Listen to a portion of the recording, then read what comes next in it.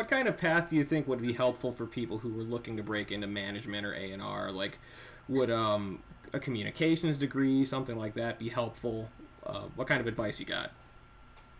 I mean, I have a communications degree, right? I got it. I started on a path when I was a teenager. I became an intern at a college radio station, worked at a college radio station, became the program director, got an internship at a record label, Columbia Records, in their metal department. They had metal departments back there in the 90s. And then at the same time, I then found out that I didn't like the record company. I liked the record company. I learned how to set up a record, but I thought I'd try management. And you just got into it. And I just got into that flow. And then I would meet people, right? Mm-hmm. Really, besides, a degree is not necessary, as we all know, right? Right. But if you're, if it's something you need to have, you might as well go get it. If you're thinking about having a well-rounded thing, I say go get it.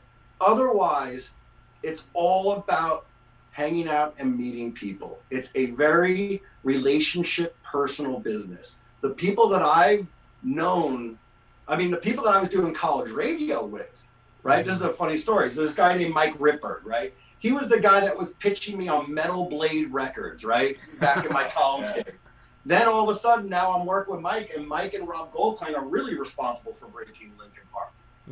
At radio. They were the guys, right? That whole radio promo department, Tom Grover, but that department was really like razor sharp focused. Sure. And so you just never know, right? And these are people that you've kind of stayed with your entire life, and that's what you try to do when you're young. Meet people, go out, hang out, ask if you can help. Listen, I know there's a whole big thing about interns don't work for free, but try to help out with people when you can. Sure. Right? If someone needs something, help them. And, because back then we worked for free. I literally spent 4 or 5 years probably about 2 years working for free. And then I got hired at a management company and, never left management. That's kind of the whole. And, in regards to anything, and especially with A&R, I didn't even know what A&R was until I was well into law school. I went to UCLA to be an orthopedic surgeon, got into honors kinesiology, ended up going out with a communications degree as well, and working for a guy named Harvey Levin who's on TMZ. And the one thing I'll say about that I learned from him, he told me to go to law school, which is a horrible instruction, which I did go, and shame on you, Harvey, but whatever. He was a boss who actually took me on his ride-alongs for interviewing. We covered like the court. He was the legal reporter, and I was an actor at the time too. So my commercials were being played in CBS newsroom, and which also had like Jim Lampley, the huge HBO sports. It was just an amazing time. And he's like, I want to take you out on our ride-alongs, and he's like, you need to be a legal reporter, go to law school. So I had a boss who was encouraging me to learn and proactive. So many internships are just junk. Every other internship I had, they had me, licking envelopes and typing stuff. That's why I felt when I met Brad, I wanted him to incorporate and learn. And like, I literally put him into the middle of everything so he could learn. He was seeing it on meetings. If you're an intern, make sure you find a boss or a mentor that is going to include you, because you are valuable, and you also have to show your value. Yeah. You've got to be indispensable. And I think that is one thing about any job. Make yourself indispensable. So how I got into A&R was I learned what A&R was during law school. I took internships. I went around to every single person. I was super annoying. As annoying as the Warner Brothers thought I was about going into offices, I did the same damn thing at MCA Records, at Rhino Records, knocking on all the doors going, hey, how can I help? My name's Jeff. And I realized that nobody was going to listen to me because I was just an intern. And so I realized that I had to be indispensable. So what I did was I taught myself to be a journalist, bullshitted my way into becoming a journalist and hounding all these magazines, music magazines, starting my own magazine, eventually writing for Billboard and Hits and Entertainment Weekly, all these different types of publications, and going and forcing my way into people's lives. Pretty much like we did with Linkin Park. We forced ourselves in there to make people listen. And eventually I got one person at the end of the entire catalog. There was what was it called, the Yellow Pages of Rock, and it had every single, like thousands and thousands of record companies, managers, publishers. I called every single one, and the last one was Z for Zomba. Very true story. It was my last thing. It was Z-O. I don't think there was anything past that, and I made that last phone call, and a guy named Jeff Fenster answered, who actually was a lawyer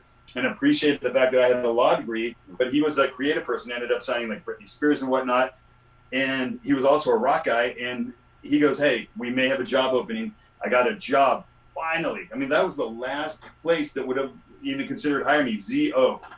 And so I flew myself out there. I was determined. I put every dime I had into going out to New York, interviewing for a job, being rejected, and having the balls to tell my boss, hey, you're making a mistake. I'm going to make somebody a ton of money, and it's going to be your loss. And the guy goes, hey, great chutzpah, kids, see ya. They ended up hiring me because literally I don't think anybody else would take the job for less than I would, which was like $25,000 a year, seriously. And I jumped at it. It's not about the money. Anything you do with the intention to make money is that's a false start right there. You have to do it because you're passionate about it.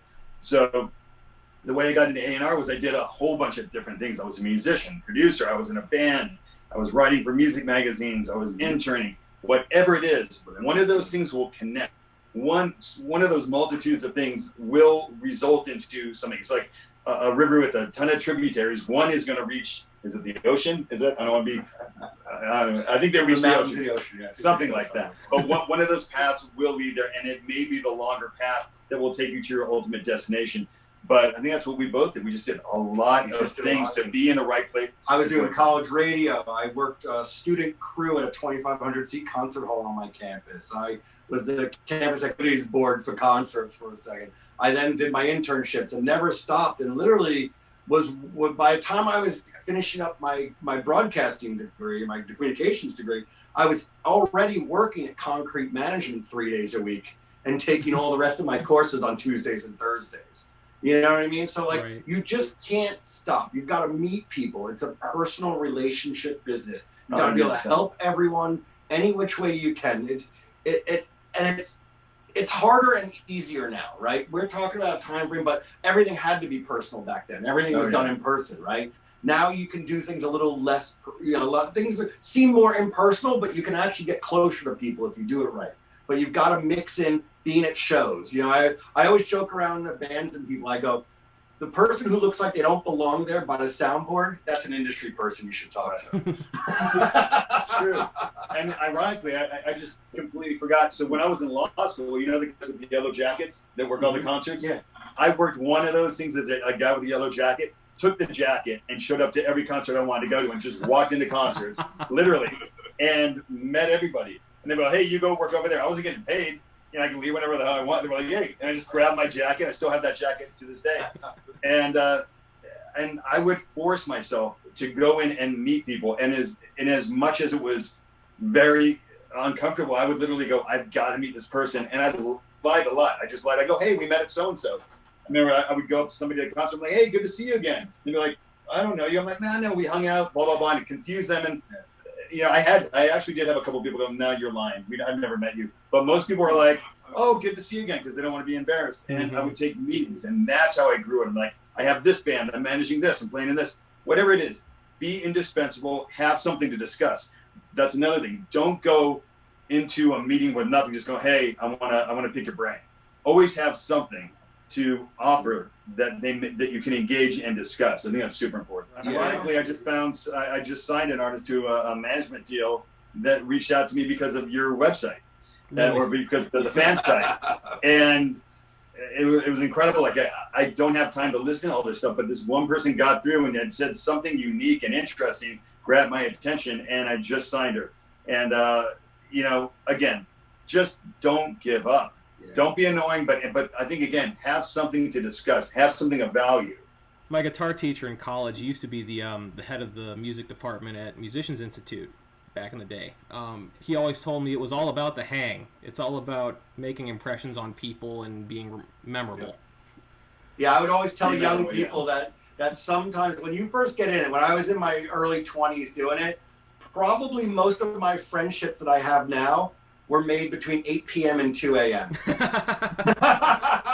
Seriously. Because you may work with them all day, but then after that work, you get to actually meet them and hang out. Then that's and, when you and kind of get in their brain. Get to know people, right? Because you're working with people, you meet people during the day, or you talk, or whoever you talk to. If you go meet them, and you're kind of gets them at the right time where you're all hanging out, watching a show, or it's an event, a good party event or something. That's where you end up meeting people and getting time to bond, right? And again, like I said, I'm trying to now even meet more people now, right? You never stop learning, right? Now, almost 30 years into it, I want to meet the whole new crop of managers and artists, right? Sure. And because it's so exciting to me to see all these kids that are influenced by Linkin, right? And to see a whole generation of musicians that are kind of coming up. I love to hear them talk about certain things and how they go about it, and kind of give them a little bit of like, I'll call it some old school knowledge into like, it's not all what you see on YouTube, right? You know what I mean? You've got to kind of think a little deeper about things. You've got to be a bit more inspired. Don't just copy what you just saw, right? You've got to have a deeper way of doing it. And putting that out there, I think, is really important. Inspiration, not imitation. Yeah.